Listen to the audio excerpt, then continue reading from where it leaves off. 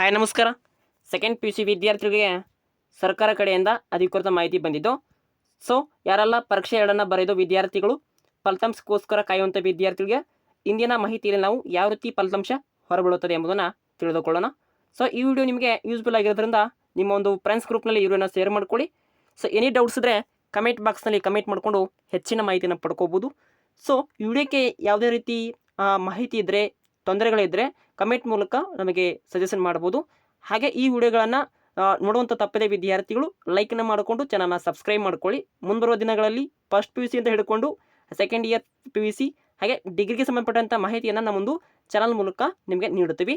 ಆದ್ದರಿಂದ ಚಾನಲ್ನ ಸಬ್ಸ್ಕ್ರೈಬ್ ಮಾಡಿಕೊಂಡು ಬೆಲ್ ಐಕನ್ನ ಕ್ಲಿಕ್ ಮಾಡಿಕೊಂಡ್ರೆ ನಾವು ಹಾಕೊಂಡು ಪ್ರತಿಯೊಂದು ವಿಡಿಯೋ ನಿಮಗೆ ತಪ್ಪದೆ ನೋಟಿಫಿಕೇಶನ್ಸ್ ಬರುತ್ತೆ.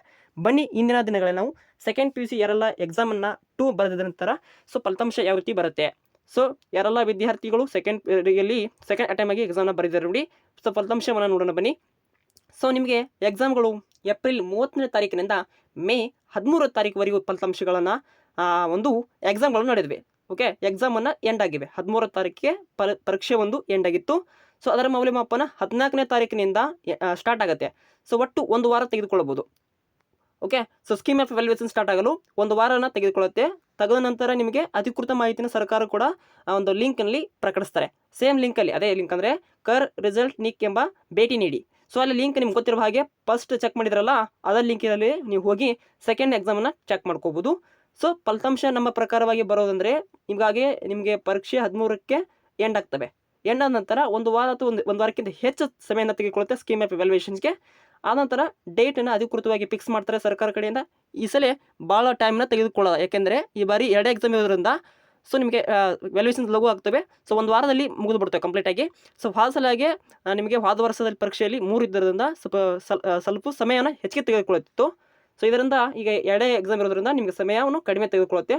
ಸೊ ನಮ್ಮ ಪ್ರಕಾರ ಫಲಿತಾಂಶವನ್ನು ಮೇ 20ನೇ ತಾರೀಕಿಗೆ ಸೊ ನಿಮಗೆ ನಿರೀಕ್ಷೆ ಇರುತ್ತೆ.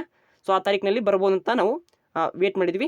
ಹಾಗೆ ಯಾರೆಲ್ಲ ವಿದ್ಯಾರ್ಥಿಗಳು ಅಂದರೆ ಸೆಕೆಂಡ್ ಎಕ್ಸಾಮ್ ಬರೋದು ಡಿಗ್ರಿ ಕಾಲೇಜ್ ಅಂದರೆ BA BCom ಅಂದರೆ ಉನ್ನತ ಶಿಕ್ಷಣಕ್ಕಾಗಿ ಅಡ್ಮಿಷನ್ ತೆಗೆದುಕೊಳ್ಳುವಂಥ ವಿದ್ಯಾರ್ಥಿಗಳಿಗೆ ಡೋಂಟ್ ವರಿ, ಯಾವುದೋ ಚಿಂತನೆ ಬೇಡ. ಯಾಕಂದರೆ ಸೊ ಕಾಲೇಜುಗಳು ನಿಮಗೆ ಡಿಗ್ರಿ ಕಾಲೇಜುಗಳು ಇನ್ನೂ ಅಡ್ಮಿಷನ್ನ ಜೂನ್ ಜುಲೈಯಲ್ಲಿ ಇರ್ತವೆ. ಸೊ ಅಧಿಕೃತವಾಗಿ ಎಲ್ಲ ವಿದ್ಯಾರ್ಥಿಗಳಿಗೆ ತಿಳಿಸೋದೇನೆಂದರೆ ನಿಮಗೆ ಡಿಗ್ರಿ ಅಡ್ಮಿಷನ್ ಮಾಡಬೇಕಂದ್ರೆ ಇನ್ನೂ ಟೈಮ್ ಇರುತ್ತೆ. ಸೊ ಅದರಿಂದ ಸೆಕೆಂಡ್ ಎಕ್ಸಾಮ್ ಬರೆದು ಕೂಡಲೇ ಫಲಿತಾಂಶ ಬಂದ ಕೂಡಲೇ ನೀವು ಡಿಗ್ರಿ ಕಾಲೇಜುಗಳನ್ನ ಹುಡುಕಿ ಸೊ ನಿಮಗೊಂದು ಫಲಿತಾಂಶದ ಮೇಲೆ ನಿಮ್ಮ ಒಂದು ಕೋರ್ಸ್ಗಳನ್ನ ಮಾಡ್ಕೊಳ್ಬೋದು. ಯಾವುದೇ ಚಿಂತನೆ ಬೇಡ. ಸೊ ಡಿಗ್ರಿ ಸಂಬಂಧಪಟ್ಟಂಥ ಮಾಹಿತಿ. ಓಕೆ, ಇದರ ಸಂಬಂಧಪಟ್ಟಂಥ ಏನೋ ಡೌಟ್ಸ್ಗಳಿದ್ದರೆ ಕಮೆಂಟ್ ಬಾಕ್ಸ್ನಲ್ಲಿ ಕಮೆಂಟ್ ಮಾಡಿ.